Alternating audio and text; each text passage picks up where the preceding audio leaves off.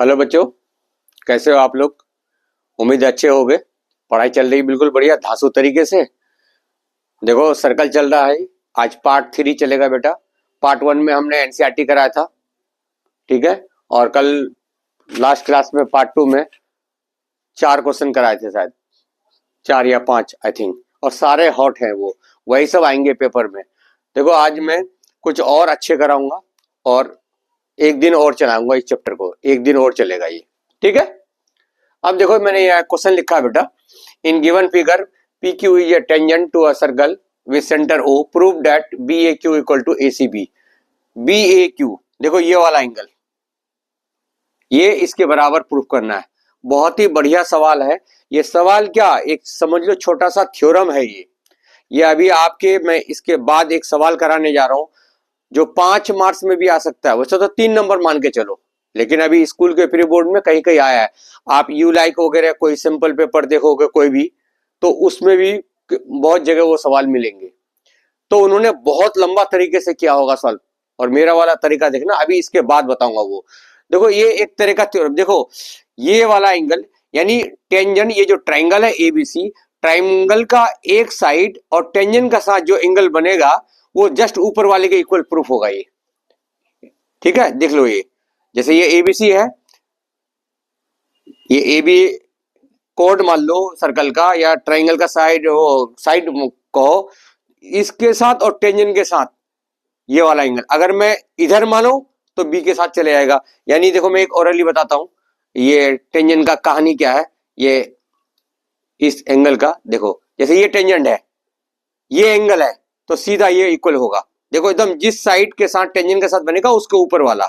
इधर बनाऊंगा तो ये इसके बराबर होगा, इधर बनाऊंगा तो ये आ जाएंगे, इसका मतलब है।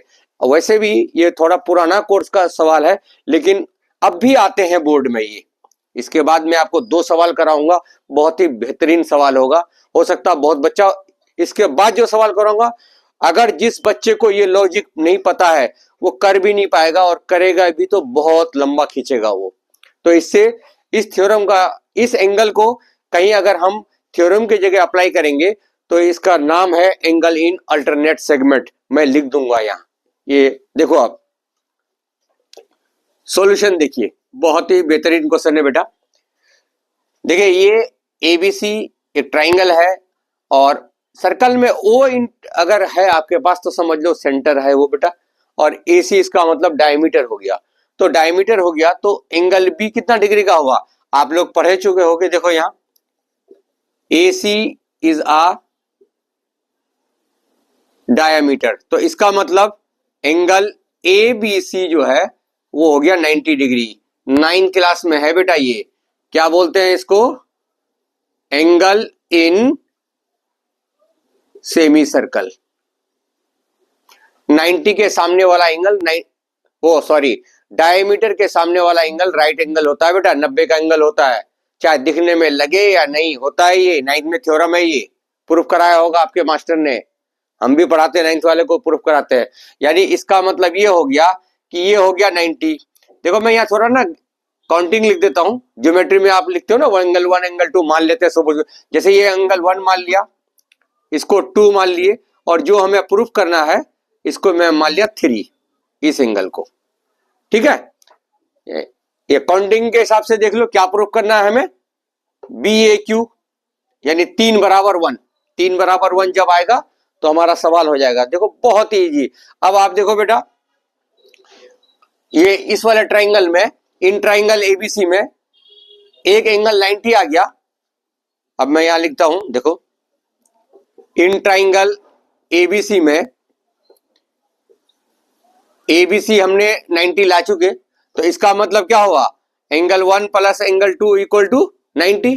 करने की जरूरत नहीं है, सम प्रॉपर्टी क्यों लगाओगे, वो तो हर कोई जानता है, बच्चा बच्चा जानता है कि किसी ट्राइंगल में एक एंगल 90 तो बाकी दो का सम 90 होगा भाई। 7th क्लास का कॉन्सेप्ट है, 8th क्लास का कॉन्सेप्ट है, तो बोलने की कोई जरूरत ही नहीं, ना करके दिखाने की जरूरत है। क्लियर, चलिए ये आ गया इक्वेशन फर्स्ट। 1 और एंगल 2 की वैल्यू आ गई 90। अब आप जानिए ओ ए परपेंडिकुलर है किस पर, पी क्यू कर। ओ ए परपेंडिकुलर है किस पर बेटा, पी क्यू पर, वही पॉइंट ऑफ कॉन्टेक्ट थ्योरम 10.1 हमने बता रखा है। तो इसका मतलब ओ ए क्यू क्या हुआ बेटा, एंगल ओ ए क्यू 90 हुआ। अब इस ओ ए क्यू में कौन कौन सा है, ये जो नाम रखे हो आप काउंटिंग के हिसाब से, angle 2 plus angle 3 equal to 90। देखो दो इक्वेशन बन गया, इन दोनों का वैल्यू 90, इन दोनों का भी वैल्यू 90 आ गया। तो मैं इस दोनों को कंपेयर कर सकते हैं। तो आप ऐसे लिख सकते हो कि फ्रॉम फर्स्ट एंड सेकेंड, या और अच्छा लिख दो comparing equation first and second, कोई दिक्कत नहीं है। तो 1 plus 2 equal to 2 plus 3, both side क्या कट जाएगा, एंगल 2 से एंगल 2 कट गया, क्या आ गया 1 इक्वल टू 3। अब देख लो 1 कहां लेट किए हो आप, ए सी बी, ए सी बी, और 3 कहां पे है, B A Q.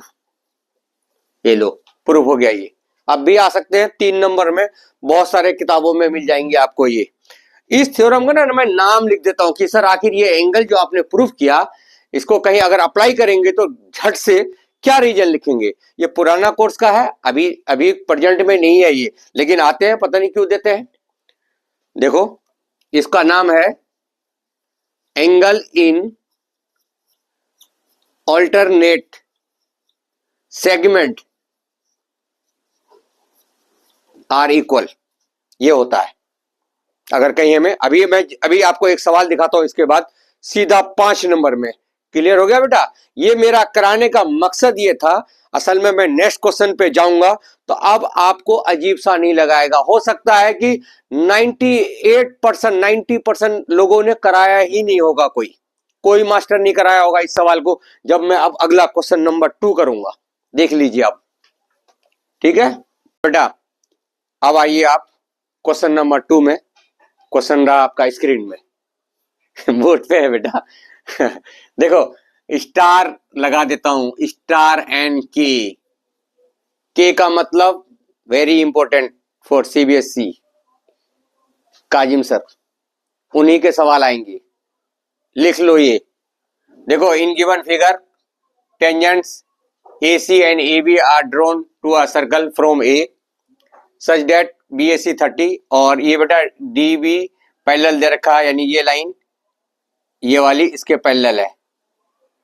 Find BCD, देखो ये पूछा है बेटा। अब इस सर्कल में कहीं ना कोई डायमीटर है ना O है, अगर O होगा भी तो उसका कोई लेना देना नहीं है। अब जो मैं अभी पहला क्वेश्चन पढ़ाया बेटा, जिसको मैंने नाम दिया एंगल इन अल्टरनेट सेगमेंट, देखो कितना काम आएगा। ये सवाल आप देखोगे गूगल में डाल लेना, मेरे से करके फिर उसका गूगल में डाल देना। आप लोग कर लेते हो ना, जो सवाल नहीं आता गूगल में डाल देते हो, तो देखना कि उनका सॉल्यूशन और काजिम सर का सॉल्यूशन में कितना डिफरेंट है। वो बहुत लंबा खींचेंगे बेटा। देखो यहाँ ये वाला एंगल हमें पता करना, ये वाला, ठीक। चलो देखो बहुत ही बेहतरीन क्वेश्चन। 90% बच्चे ऐसे हैं ना कोई स्कूल में किया होगा ना किसी ट्यूशन में किए होंगे, ये क्वेश्चन तो किए ही नहीं होंगे, ठीक है। थोड़ा ये डिफरेंट है, लेवल ही अलग है इसका। देखो पहले इन ट्राइंगल ABC में आपका AB बराबर AC क्या है बेटा, बताइए। अरे टेंजेंट है ना, length of two tangent from an external point to the circle. अब तो भाई साहब रट गया होगा, तो इसका मतलब दो एंगल इक्वल होंगे। चलो मैं नाम रख लेता हूं 1 2, क्या पूरा घुमा घुमा के लिखोगे BAC ACB, तो इसलिए टाइम बचाने के लिए काउंटिंग लिख दो, चलेगा। यहाँ देखो यहाँ 1 2 रख दिया मैंने, यहाँ 3 रख दिया, यहाँ मैंने 4 रख दिए, और यहाँ मैंने 5 लिख दिया। यानी नेमिंग के हिसाब से अभी हमें क्या फाइंड करना बेटा, वी फाइंड एंगल 5, ठीक। अब देखो बेटा, देखो इस ट्राइंगल में ये दोनों साइड इक्वल, तो आइसोसेलेस हो गए, तो इसका मतलब एंगल 1 इक्वल टू एंगल 2, ठीक है भाई।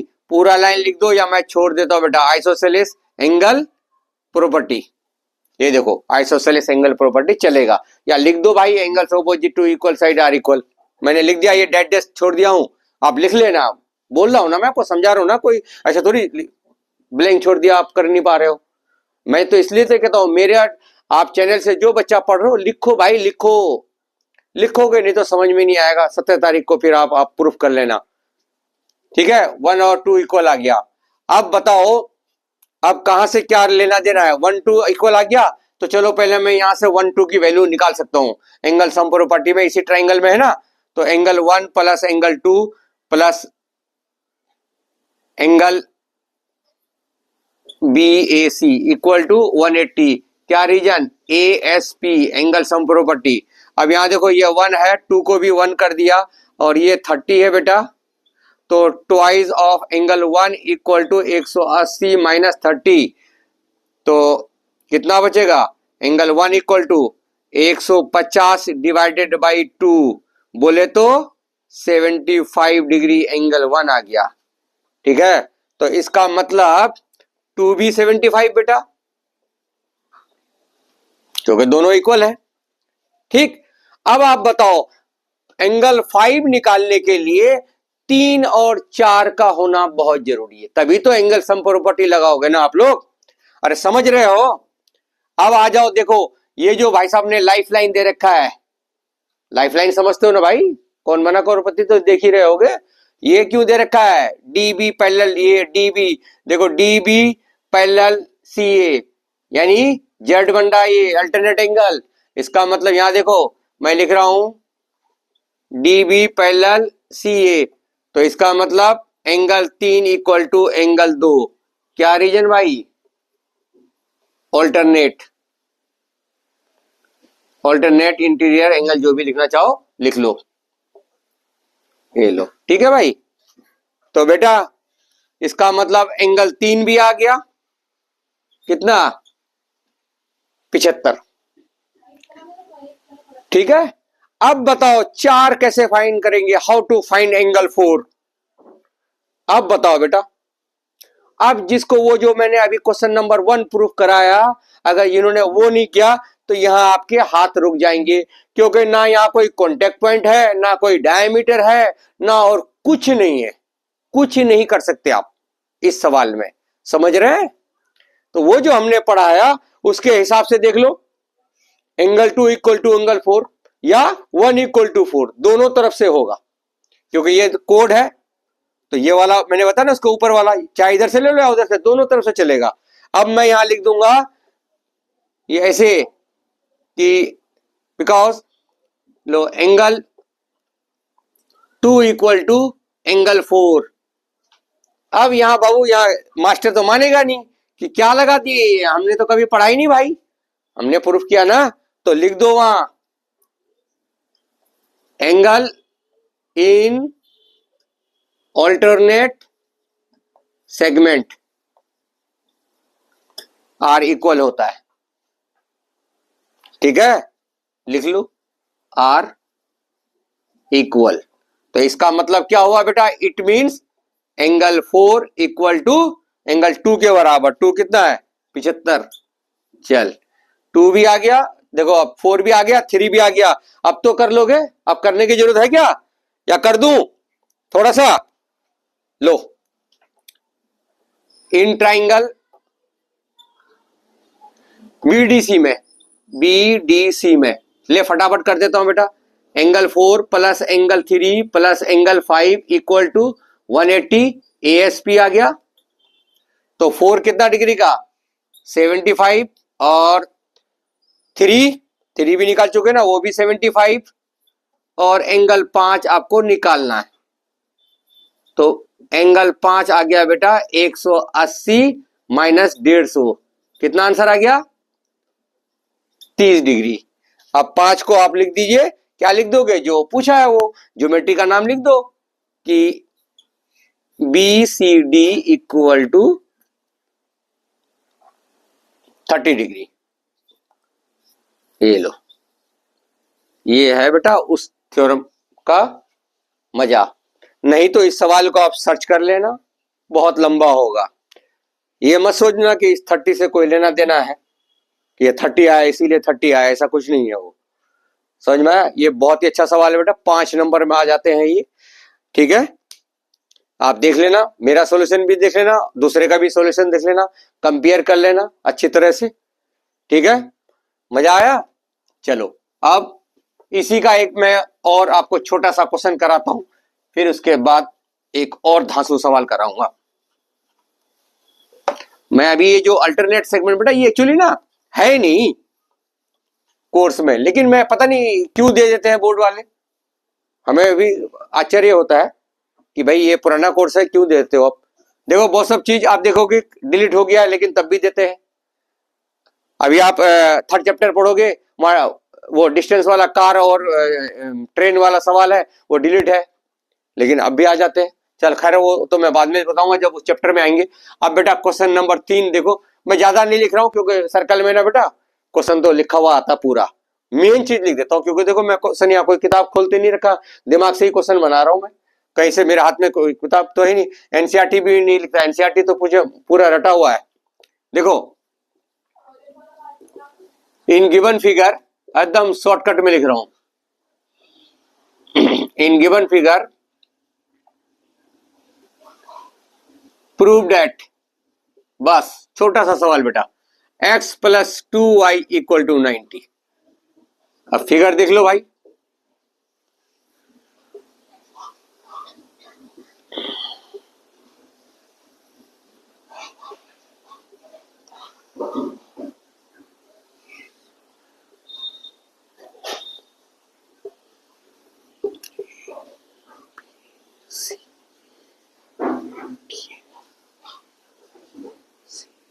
देख लो बेटा ये सवाल है, x कहाँ है, ये x है और यहाँ पे y है, यहाँ पे डी बी ए। अब ये देखो पूरा क्वेश्चन कैसे लिखा हुआ आएगा बेटा, क्या लिखने की जरूरत है मैं बता दूं क्या लिखा हुआ आएगा। कहेगा कि इन गिवन फिगर, पहले तो ये आपको ये बोल देगा कि AT इज ए टेंजेंट, ठीक है, और उसके बाद ये भी लिख देगा कि DC इज ए डायमीटर। अरे वो हमें इंडिकेट कर दिए ना, तो आपको पता लग गया। अब बताओ बेटा प्रूफ ये करना है, अभी जो हमने 2 सवाल किए देखो वही लगेगा बेटा इसमें।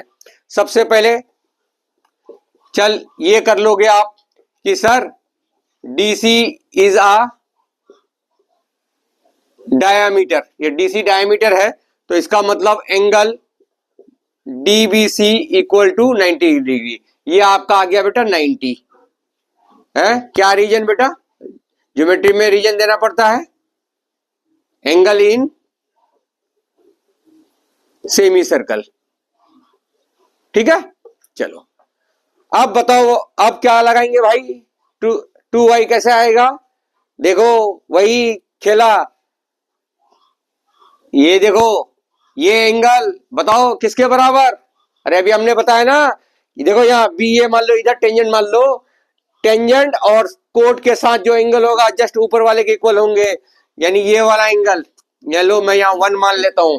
अब यहाँ लिख देंगे कि भाई साहब हम जानते हैं, लो मैं यहाँ लिख देता हूं वी नो डेट, लो थोड़ा और बना दो कि भाई साहब एंगल 1 इक्वल टू वाई, क्या रीजन, वही वाला रीजन जो थ्योरम अभी हमने कराया, एंगल इन ऑल्टरनेट सेगमेंट।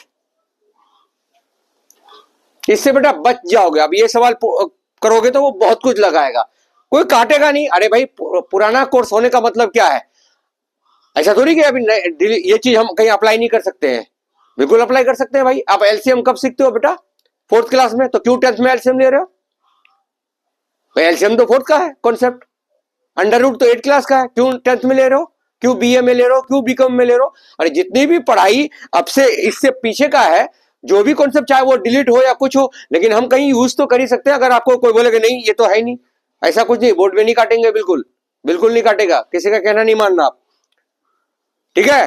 देखो वाई आ गया 1, अब यहां देखो, अब आ जाओ इस ट्राइंगल में, अब तो यार आप भी कर लोगे, आ गया प्रूफ। देखो तीनों एंगल का सम क्या होगा, 180 आ जाएगा। देखो इन ट्राइंगल एबीसी में angle A plus angle A B C plus angle C equal to 180 ASP हमने यहाँ देखो यहाँ सिंगल नाम लिखा, यहाँ भी सिंगल, क्योंकि यहाँ से और कोई लाइन जा नहीं रहा।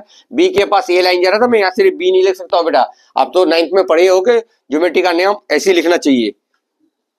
तो बेटा ए की जगह तो एक्स आ गया, और ए बी सी ये वाई प्लस 90 या 90 प्लस वाई लिख दो कुछ, और सी की जगह एंगल 1 है, यानी सी की जगह एंगल 1 है ना, तो इसके जगह भी वाई लिख देता हूं। ये रहा, सी की जगह ही तो है 1, लो यहां लिख ही देता हूं। फिर तुम कहोगे कि सर कोई बच्चा को लो angle C equal to Y, हमने पहले ऊपर बना। ठीक है बेटा, आप क्या आ गया देखो, प्रूफ हो गया। X plus 2y equal to 180 minus 90,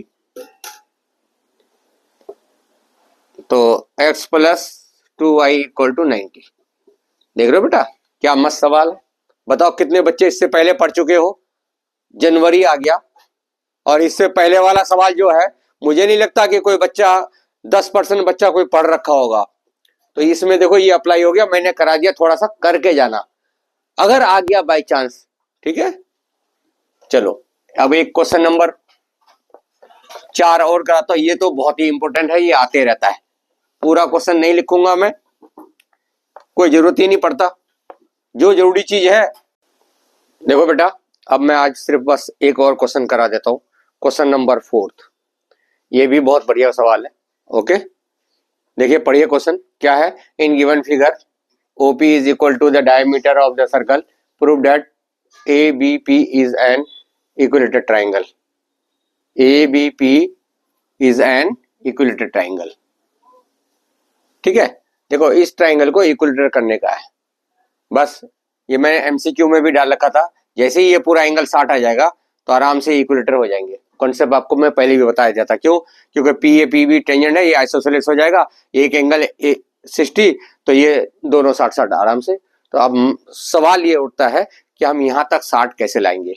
देखो सॉल्यूशन, उन्होंने दे रखा है कि OP डायमीटर के इक्वल है, तो पहले हम रेडियस एज्यूम कर लेते हैं कुछ। लेट OA को, जो रेडियस है हमारा, मैं उसको बेटा x मान लेता हूं। तो क्वेश्चन के अकॉर्डिंग OP जो है वो 2x हो जाएगा, क्योंकि उन्होंने बोला है कि OP डायमीटर के बराबर है। अच्छा, ये सवाल ना बेटा पेपर में या बहुत से क्वेश्चन पे में देखोगे, कोई अगर आप सिंपल पेपर वगैरह से पढ़ते हो, देखो यहाँ ऐसे दिया हुआ रहेगा कि OA R है और OP 2R है। देखो फिर मत बोलना कि पेपर में ऐसे बदल के दे देते हैं ये कि OA R OP 2R, सवाल बाकी यही रहेगा, एकदम सेम ये डिट्टा हुआ रहेगा। मैंने x माना है, वो R दे देते हैं ऑलरेडी पहले से गिवन। ठीक है, अब यहाँ देखो बेटा, ये हमने मान लिया है x, और ये हो गया हमारा 2x, ये पूरा। आपको पता है ये OA जो है ये क्या है, परपेंडिकुलर है, थ्योरम 10.1 के हिसाब से कॉन्टेक्ट पॉइंट जो होता है। तो यहाँ क्या हो गया बेटा, ये 90 हो गया, तो 90 हो गया तो ये हाइपोटेन्यूज हो गया। यहां मैं ना एंगल रख देता हूं, देखो यहाँ पे ये इतने को एंगल रख देता हूं, थीटा रख दिया। ओके, तो जब थीटा रख दिया तो ये हो गया बेस, और ये वाली लाइन हो गया हाइपोटेन्यूज, और ये आपका परपेंडिकुलर है, जो छोटा छोटा लिख दिया। अब क्या बार बार ये बच्चों को तरह से बेस और हाइपोटेन्यूज पढ़ते रहोगे, इतने बड़े हो गए है। थीटा जहाँ एंगल होता है, थीटा होता है, वहां बेस और हाइपोटेन्यूज होता ही बेटा। चलिए अब मैं यहाँ रखता हूं, देखो यहाँ OA अपॉन OP क्या बना, P/H का रेशो बन गया साइन थीटा। OA आपने x माना है और ये 2x, तो क्या हो जाएगा, ये x कट गया, 1/2 इक्वल टू साइन थीटा। तो थीटा की वैल्यू कितना आ गया बेटा, 30 डिग्री। तो APB, इसलिए एंगल APB ये हो जाएगा बेटा 2 इंटू 30, 60 डिग्री का हो जाएगा वो। बता क्यों? अरे भैया थ्योरम पढ़े हो ना 10.2 टेंजेंट वाली, ये वाली थ्योरम पढ़े हो ना, कॉन्ग्रेंट की है ना, इसको कॉन्ग्रेंट किए थे RHS से, कॉन्ग्रेंट करके ये टेंजेंट इक्वल लिए है, तो यहाँ का एंगल भी तो CPCT से इक्वल होगा, यहाँ का भी होगा होने का तो, लेकिन उसमें हमें जरूरत नहीं था तो नहीं लिए थे, क्योंकि दोनों ट्राइंगल ऑलरेडी कॉन्ग्रेंट है। अगर मास्टर को जताना चाहते हो तो बोल दो यहाँ कि, अगर लोग बताना चाहते हो तो बता दो कि, बोल दो कि भाई साहब एंगल APO बराबर होगा बीपीओ के बराबर। ये लो, लिखना चाहो लिखो, नहीं लिखना चाहो मत लिखो। ये दोनों एंगल इक्वल होंगे सीपीसीडी द्वारा, ठीक है। नहीं भी लिखोगे तो चलेगा, हटा ही देता हूं मैं। ओके, खुद समझ जाएगा कि ये 30 ये 60 क्यों किया उन्होंने। ठीक, एपीबी 60 आ गया, बस हो गया बेटा। अब क्या करना है हमें, अब आ जाओ इस ट्राइंगल में। इन ट्राइंगल एपीबी में क्या है आपके पास, पी ए बराबर पीबी, क्या है ये आपका टेंजेंट्स। तो इसका मतलब बेटा ये दो एंगल इक्वल होंगे, ये और ये वाली। अरे वही आइसोसेलेस, मान लूं कुछ, लो मैं एंगल 1 और 2 इंडिकेट कर देता हूं, छोटा होता है ना। तो इसका मतलब एंगल 1 इक्वल टू एंगल 2 लिख दो। यहां क्या लिखोगे, आइसोसेलेस एंगल प्रॉपर्टी। समझ में आ गया भाई। अब इसी ट्राइंगल में बेटा एंगल सम प्रॉपर्टी लगा दो, इसी इन ट्राइंगल एपीबी में ये ना, तो लिख दो कि angle 1 plus angle 2 plus APB equal to कितना हो गया 180। किस रीजन से, एएसपी, ठीक है। अब लो मैं यहां कर देता हूं, या चलो अभी जगह तो है। अब 1 और 2 इक्वल है बेटा, तो ये 1 2 को भी 1 लिख दिया मैंने, और ये आपका 60 है। तो क्या आ गया बेटे, twice of 1 equal to 180 minus 60। तो एंगल 1 आ गया बेटा 120 डिवाइडेड बाई 2, 60 डिग्री आ गया। तो इसलिए एंगल 2 भी 60 डिग्री। लो यहां भी 60, यहां भी 60। अब ये पूरा तो तुमने 60 कर ही चुके हो, ये वाला यहां। तो क्या हो गया, इट मीन्स है सारा एंगल इक्वल। तो बस लिख दो कि hence triangle APB is an equilateral triangle. खत्म, कुछ नहीं है इसमें। और ये मैं आपको एमसीक्यू में भी दे रखा हूं, ये वाला पार्ट, बस सिर्फ इतना कि ऐसे दे देगा आपको मास्टर में कि ये 12 सेंटीमीटर बताओ ए बी कितना, और ये 60 ऑलरेडी गिवन होगा। जैसे ही ये 60 गिवन होगा तो ये इक्विलेटर प्रूफ हो जाता है उसी कॉन्सेप्ट से, आइसोसेलेस की मदद से। हो गया बेटा, डेट्स ऑल।